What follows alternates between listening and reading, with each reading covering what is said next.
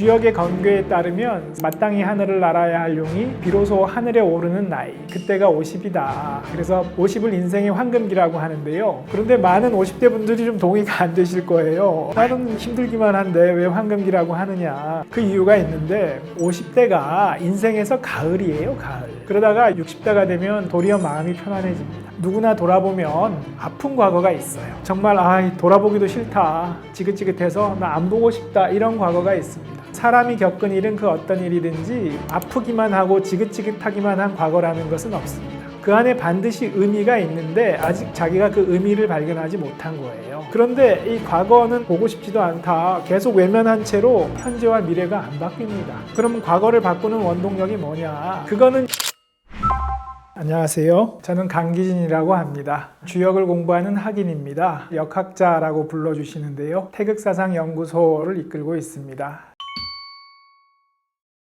50대신 분들 보면 일단 의기소침해 있는 경우가 많으세요. 근데 왜 그런가 가만히 보면 사람이 나이 50이 되면 사람의 힘으로 안 되는 일이 많습니다. 가령 이제 50이면 기업체에서 부장이 되는데요. 그 부장까지는 사실 사람이 열심히 노력하면 인력으로 이제 부장이 될 수 있죠. 하지만 부장을 넘어서 임원이 되는 거는 자기가 열심히 한다고 되는 것도 아니고, 그래서 이제 그런 데서 자기 한계를 느끼게 되고, 또 하나는 50이 되면 애들이 크지 않습니까? 그러면 이제 자녀들이 더 이상 부모님 말을 듣지 않죠. 자녀도 내 뜻대로 안 되고, 또 결정적으로는 50이 되면 몸에 힘이 빠지죠. 그리고 건강도 나빠지고 나날이 체력이 고갈되는 걸 느끼다 보니까 사람이 이제 의기소침해지게 됩니다. 그러면 나타나는 현상이 있는데 점이나 사주팔자를 보러 다니는 거죠. 그전까지 안 그러던 분들이 종교에 귀의하거나 역술인들을 찾아다니는 일이 많아지는 게 이제 50이라는 나이의 특징입니다. 제가 역학자다 보니까 점이나 사주팔자 많이 물어보시는데요. 이제 저는 그런 분들한테 주역을 한번 읽어보시라, 이렇게 말씀드립니다. 공자님이 그 주역책을 묶은 가죽끈이 3번 끊어지도록 주역책을 읽고 또 읽었다. 그래서 위편삼절이라는 고사를 남기셨는데요. 우리나라에서도 퇴계나 율곡이나 다산 선생님 같은 분들도 탐독하셨던 책이 주역이죠. 왜 그런가 하면 그 안에 사람이 어떻게 하면 잘 살 수 있는가라는 법칙이 담겨 있기 때문입니다. 우리가 세상을 살다 보면 그 힘든 국면들이 많은데 그 매 국면마다 적용할 수 있는 아주 그 울림이 있는 메시지들이 많이 담겨 있습니다. 그래서 저는 저한테 와서 점이나 사주팔자를 물어보시는 분들한테 그러지 말고 그거의 그 원전인 주역을 한번 직접 읽어보시라, 굉장히 도움이 될 것이다, 이런 말씀 많이 드립니다. 기본적으로 주역은 사람 나이 50대를 인생의 황금기라고 봅니다. 일단 기본적으로 주역은 사람을 용이라고 합니다.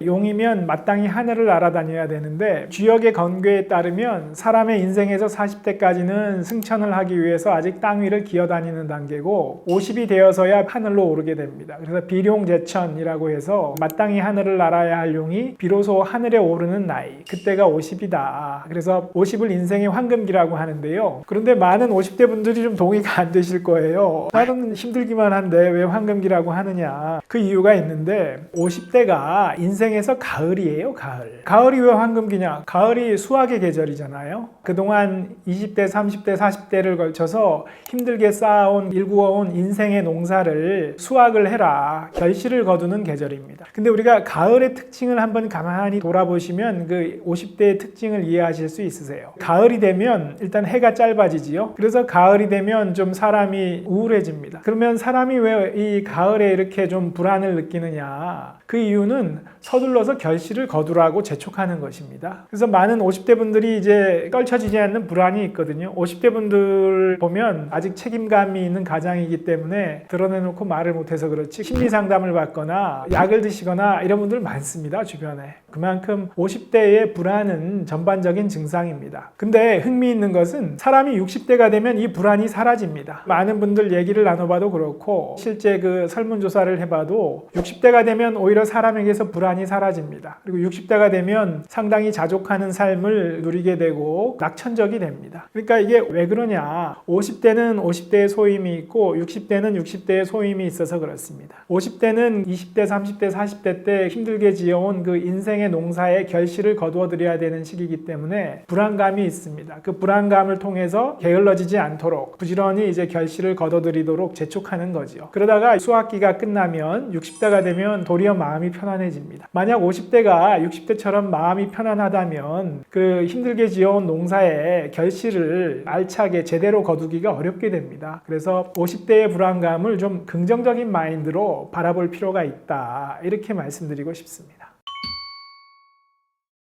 제가 그 책에다 이제 정말 중요한 것은 과거를 바꾸는 것이다 이런 말씀을 드렸고, 많은 분들이 그거에 대해서 관심을 가져주셨는데요. 그 왜 과거를 바꿔야 미래가 바뀐다 라고 말씀드리냐 하면, 첫 번째, 우리가 과거는 이미 정해져 있다 이렇게 생각하기 쉬워요. 그런데 정말 그런가 한번 찬찬히 돌아볼 필요가 있습니다. 여러분들 그 자기 과거 내가 잘 알고 있다 라고 생각하시기 쉬운데, 의외로 자기 과거가 굉장히 흐릿하다, 내 과거가 정말 어떤 모습이었는지 잘 모르겠다, 이걸 느끼실 수 있습니다. 사람의 과거라는 거는 흐릿한 안개 속에 있습니다. 그리고 굉장히 다면적인 모습이라 이쪽에서 보면 동그라미 같고, 이쪽에서 보면 사각형 같고, 이쪽에서 보면 세모나 보이기도 합니다. 과연 어떤 모습이 나의 정말 진정한 과거인가, 가만히 돌이켜보면 돌이켜볼수록 알쏭달쏭하게 됩니다. 그래서 사람의 과거는 고정되어 있지 않습니다. 가령 누구나 돌아보면 아픈 과거가 있어요. 50쯤 되면 정말 돌아보기도 싫다, 지긋지긋해서 나 안 보고 싶다, 이런 과거가 있습니다. 그런데 그거는 자기 과거를 아직 잘 못 보고 계신 거예요.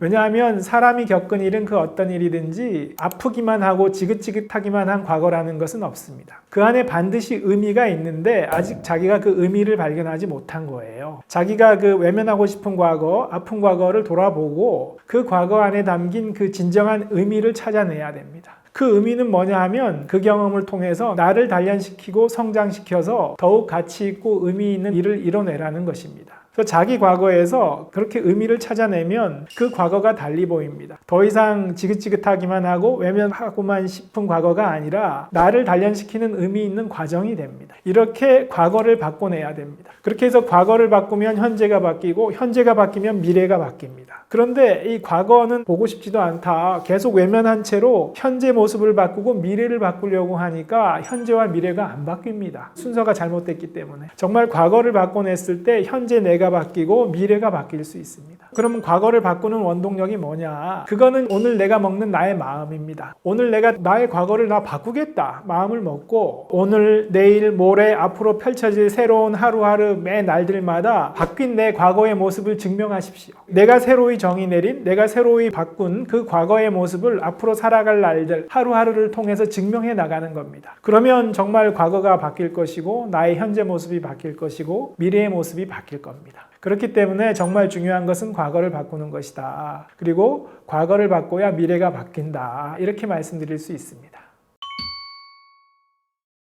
일단 주역은 그 이 세상에 기룬과 흉운이 70대 30의 비율로 있다고 얘기합니다. 하늘이 이 세상을 창조했다면 흉운은 없고 그냥 기룬만 100% 있게 창조해 주셨으면 참 좋잖아요. 근데 왜 기룬은 70%만 하고 흉운 30%를 섞어 넣었는가? 주역에는 그 이유가 있다고 말합니다. 정한 마음을 가진 사람이 이기도록 하기 위해서 그렇게 해놓은 것이다, 이렇게 가르칩니다. 이 정한 마음이라는 게 쉽게 말하면 꺾이지 않는 마음을 지닌 사람들이 이기도록 하기 위해서 흉운을 섞어 넣은 것이다, 이렇게 가르칩니다. 이 세상에 흉운이 없으면 어떻게 될까? 먼저 차지하는 사람이 임자니까 계산 잘하는 사람, 약삭 빠른 사람들이 복과 행운을 먼저 다 가져가 버릴 거란 말이죠. 그러면 꺾이지 않는 마음을 지닌 사람들, 행동이 약간 느린 사람들은 가져갈 수 있는 복과 행운이 남아나지 않을 겁니다. 그렇기 때문에 하늘은 흉운을 30%를 섞어 넣었습니다. 약삭 빠른 사람, 계산 잘하는 사람 들이 복과 행운을 가져가려고 왔는데 흉운이 먼저 앞에 딱 게이트키퍼로 진을 치고 있단 말이죠. 그러니까 해보니까 잘 안 돼요. 뜻대로 안 풀려요. 그러면 이 사람들은 그냥 쉽게 포기하고 에이 안 되나 보다 하고 떠나고 말이죠. 그 다음에 꺾이지 않는 마음을 지닌 사람들이 와서 그 흉운에도 불구하고 꺾이지 않는 마음으로 꿋꿋하게 밀고 나감으로써 복과 행운을 차지하게 된다는 거죠. 그래서 결국 복과 행운을 가져갈 만한 자격이 있는 사람이 가져가도록 하기 위해서 흉운이 있는 것이다, 이렇게 가르칩니다. 그래서 꺾이지 않는 마음을 지닌 사람들이 결국 복과 행운을 가져가게 만들어 놓은 게 이 세상의 구조다, 이렇게 말합니다. 근데 여기에 플러스 말씀드려야 될 게 있어요. 왜냐하면 50대 분이라면 꺾이지 않는 마음으로 노력하라는 얘기가 지긋지긋하실 겁니다. 40대까지는 괜찮은데 이제도 꺾이지 않는 마음으로 노력해라, 나 그 젊은 시절에 많이 들었어, 이렇게 말씀하실 수 있어요. 그래서 주역이 얘기하는 두 번째 조언이 있는데 낙천적인 태도를 굉장히 강조합니다. 이게 뭐냐면 주역이 가장 싫어하는 게 가득 차는 것입니다. 나 저거 반드시 이루고 말겠어. 절대 이루지 않으면 내 인생에 의미가 없어. 이런 태도는 주역이 볼 때 굉장히 위험합니다.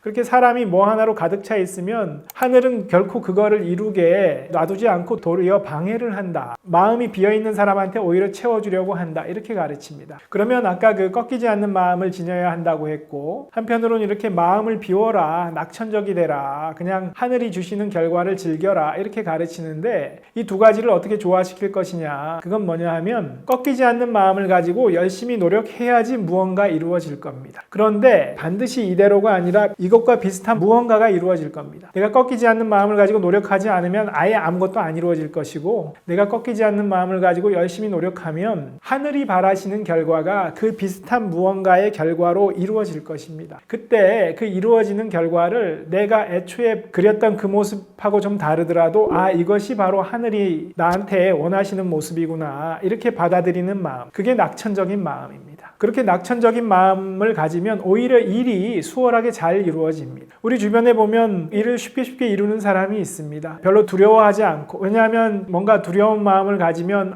이것도 준비해야 되고 이것도 준비해야 되고 이것도 준비해야 되고 준비하다 시간이 다 가요. 결국은 시도해보지도 못하고 끝나는 수가 많은데 의외로 쉽게 도전하는 사람은 쉽게 이루어집니다. 왜냐하면 그 사람에게는 낙천적인 마음이 있어서 그렇습니다. 내가 열심히 하면 뭔가 하늘이 결과를 주실 것이다. 그 결과를 나는 받아들이겠다. 이러면 두려움이 없지요. 쉽게 도전하기 때문에 또 의외로 쉽게 결과가 이루어집니다. 그래서 낙천적인 마음이 중요하다. 그것도 50대 분에게 강조드리고 싶습니다.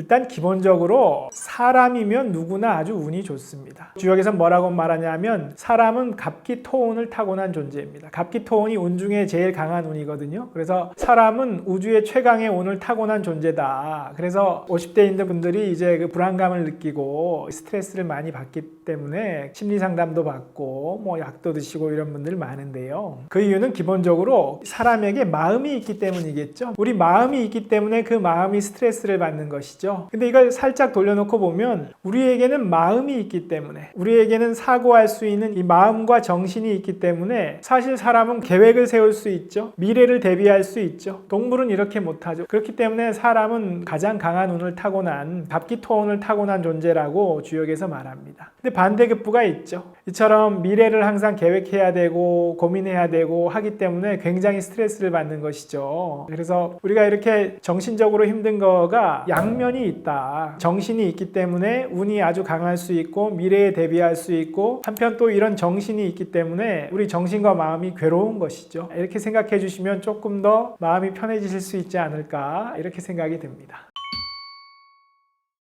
나는 무엇하러 여기 왔나? 이게 근본 질문인데요. 이게 근본 질문인 이유는 이 질문에 대답할 수 있으면 다른 모든 문제를 해결할 수 있어요. 오늘 제 영상 봐주시는 모든 분들 좋은 인연으로 봐주셔서 감사한데요. 이 질문을 한번 생각해 보시면 좋겠습니다. 이거를 가만히 생각해 보시면 생각해 보실수록 이 안에 여러 가지가 담겨 있어요. 여기에는 첫 번째, 나는 도대체 누구인가? 나는 무슨 존재냐? 이런 질문이 이 안에 담겨 있습니다. 그리고 나는 무엇하러 여기 왔나? 여기, 내가 사는 이 세상은 도대체 뭐 하는 곳인가? 이런 질문도 담겨 있습니다. 그래서 나는 무엇하러 여기 왔나? 라는 질문을 곰곰이 생각해 보시면 이 모든 것들에 대해서 생각하게 되고 나의 정신과 나의 의식이 확장이 됩니다. 그런데 이 질문에 대답하려면 반드시 생각해 봐야 되는 게 죽음의 문제입니다. 죽음. 우리가 죽음을 생각할 때 자기 삶을 잘 알 수 있습니다. 왜냐하면 삶과 죽음이 대대이기 때문입니다. 대대. 주역은 이 세상 만물이 모두 대대의 구조로 이루어져 있다 이렇게 봅니다. 대대라는 건 뭐냐 하면 서로 이게 대립하는 것처럼 보이는 두 가지가 있을 때 이 두 가지가 대립하는 것만이 아니라 서로 의존하는 관계이기도 하다. 이게 대대라는 말입니다. 가령 빛의 대대는 어둠이죠. 우리 삶의 대대가 바로 죽음입니다. 남자의 대대는 여자죠. 우리가 남자에 대해서 잘 알기 위해서 남자 100명 1000명 모아놓고 남자만 들여다보면 남자를 잘 알 수 있느냐? 그렇지 않죠. 오히려 남자를 여자와 견줘보면 남자의 특성이 뭔지 잘 알 수 있습니다. 그거와 같습니다. 우리가 삶이라는 게 뭔지 알고 싶은데 우리의 인생, 삶만을 돋보기로 열심히 들여보면 삶을 알기 어렵습니다. 그러면 삶을 제대로 알려면 어떻게 해야 되느냐? 삶의 대대인 죽음과 나란히 놓고 나의 삶을 볼 때 나의 삶의 진정한 의미를 알 수 있습니다.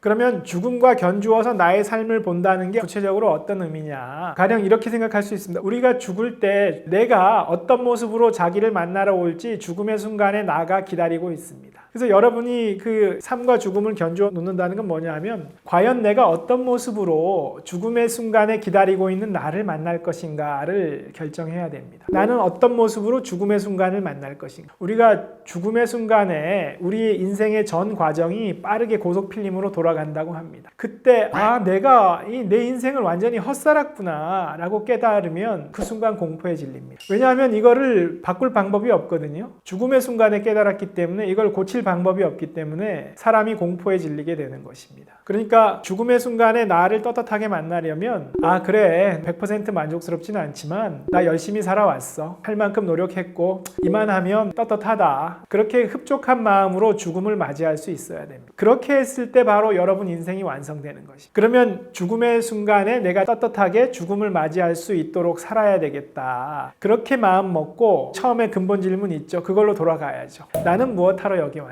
죽음의 순간을 염두에 두고 나는 무엇하러 여기 왔을까에 대답을 해야 됩니다. 화가 르누아르가 한 말이 있는데 고통은 지나가고 아름다움은 남는다 이런 말을 했습니다. 정말 그 고통이라는 게 결국은 지나가겠죠. 하다못해 우리가 죽을 때는 이제 고통이 사라지겠죠. 근데 이때 아주 중요한 게 있습니다. 뭐냐 하면 내가 죽을 때 고통이 지나가고 남는 게 있어야 됩니다. 고통은 지나간 건 좋은데 내 인생에 남는 게 아무것도 없네? 이러면 얼마나 헛헛하겠습니까? 그렇기 때문에 고통은 지나가고 아름다움은 남는다. 사람이 고통이 지나갔을 때 남는 게 있어야 됩니다. 르누아르는 화가니까 아름다움이라고 말했는데 그때 남는 거는 뭐냐 하면 진선미입니다. 참되고 선하고 아름다운 순간들은 남습니다. 그러니까 우리 인생에서 참되고 선하고 아름다운 순간들이 있어야 됩니다. 내가 죽음의 순간 그래 나는 이 세상에서 이러이런 순간들이 있었어 라고 회상되는 몇몇 날들이 있어야 됩니다. 이게 단 몇몇 날들이면 충분합니다. 그 몇몇 날들이 나의 전체 삶을 지탱해 줄 수 있습니다. 그리고 내가 죽음 여행을 떠날 때 나를 지탱해 줄 수 있습니다. 그런 몇몇 날들의 그 진선미의 순간에 대한 기억이 있다면 죽음 여행을 기꺼운 마음으로 떠날 수 있습니다. 이게 고통은 지나가고 아름다움은 남는다는 말의 의미이고 나는 무엇하러 여기 왔나 라는 근본 질문에 대한 대답입니다. 뭐냐면 나는 진선미의 순간, 참되고 선하고 아름다운 순간들을 이루러 이 세상에 온 것입니다. 나의 삶을 통해서 그런 날들의 경험을 쌓아 나가야 됩니다. 그거를 정말 깨달으실 수 있으면 어떤 일이 닥쳐도 어려움을 헤쳐나가실 수 있을 것이다. 이렇게 말씀드리겠습니다.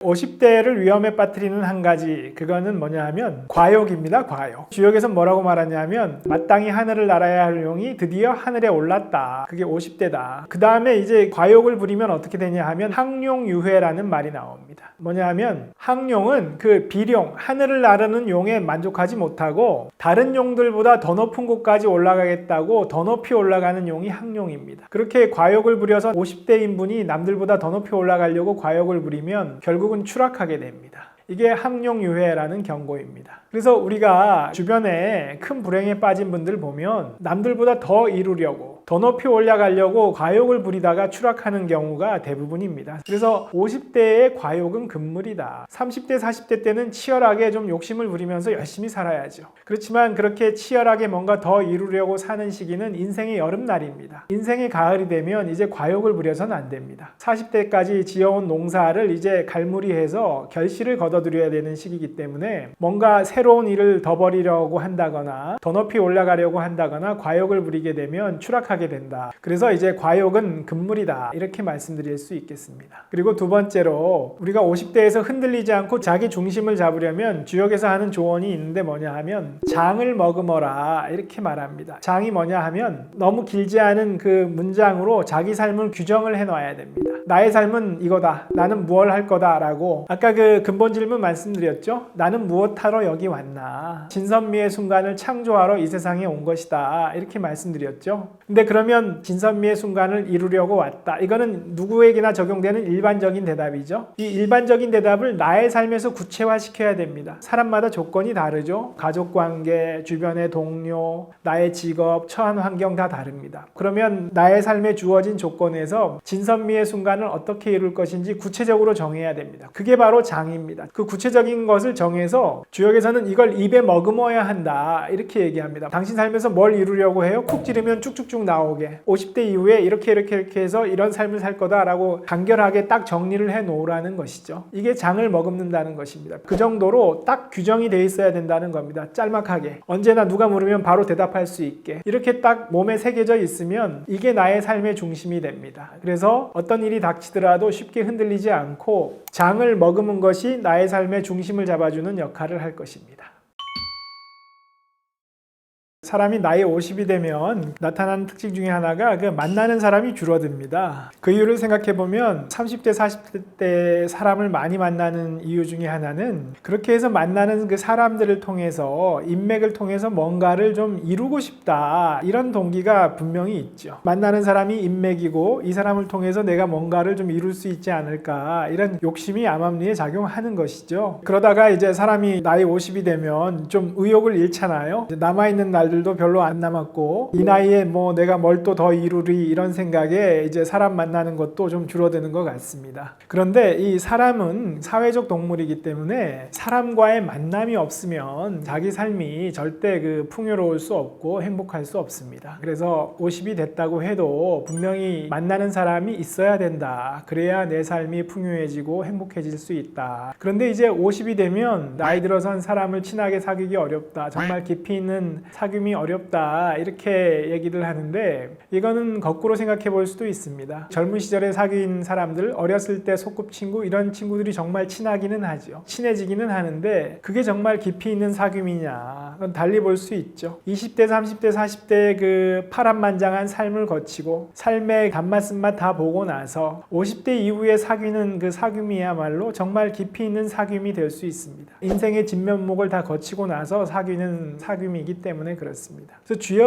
주역이 50대에 권하는 사귐은 벗붕자를 씁니다. 벗이라는 한자에 벗우자도 있고 벗붕자도 있는데요. 벗우자가 바로 어린 시절에 사귀는 친구라고 할 수 있고 가령 공자님이 유붕이 자원방래하니 불역 낳고와 이렇게 말씀하셨을 때 벗이 있어 멀리서 찾아오니 또한 즐겁지 아니한가 이렇게 말씀하셨을 때 벗붕자를 쓰셨습니다. 유붕이 자원방래하니 벗우자가 아니죠. 그러면 붕과 우의 차이가 뭐냐? 붕은 나와 동류인 사람입니다. 동류. 나와 동류라는 건 뭐냐 하면 나와 같은 부류죠. 나와 같은 부류인 사람을 사귀어라. 근데 나와 같은 부류가 뭐냐? 그것은 나와 정신적인 지향하는 바가 같은 사람. 나와 정신적인 가치를 공유하는 사람. 달리 말하면 도반입니다. 도반. 나와 같은 도의 길을 걸어가는 사람. 50에 만날 사람은 바로 그러한 사람들입니다. 이러한 진정한 벗을 사귈 때 나와 동류인 사람들을 사귈 때 50의 삶이 훨씬 풍성해지고 행복해질 수 있을 것이다. 이렇게 말씀드리고 싶습니다. 그리고 마지막으로 말씀드리고 싶은 것은 나는 무엇하러 여기 왔나? 이 질문을 정말 한번 곰곰이 생각해 보시면 좋겠다. 죽음의 순간에 기다리고 있는 나를 어떤 모습으로 만날 것인가? 나는 과연 죽음을 어떤 모습으로 맞이할 것인가? 이것과 결부지어서 나는 무엇하러 여기 왔나를 곰곰이 생각해 보시면 좋겠습니다. 이걸 정말 곰곰이 생각하면 여러 가지 인생에 있어서 중요하지 않은 문제들을 내려놓게 됩니다. 가령 우리가 물질에 참 집착하는데 그 물질이라는 거는 죽음 여행에 싸들고 같이 갈 수 없는 거잖아요. 죽음과 결부해서 나의 삶을 바라볼 때 그리고 죽음과 결부해서 나는 도대체 이 삶이라는 이 여행 속에 무엇하러 여기 온 것인가 라고 생각을 할 때 그 질문에 정말 대답을 하면 그 나의 삶이 달리 보일 것입니다. 그리고 나의 삶이 평안해질 것이고 어떤 어려운 문제가 닥쳐도 나의 삶을 헤쳐갈 수 있을 것이라고 생각합니다. 그러니까 이 근본 질문을 한번 곰곰이 생각해 보시면 좋겠습니다.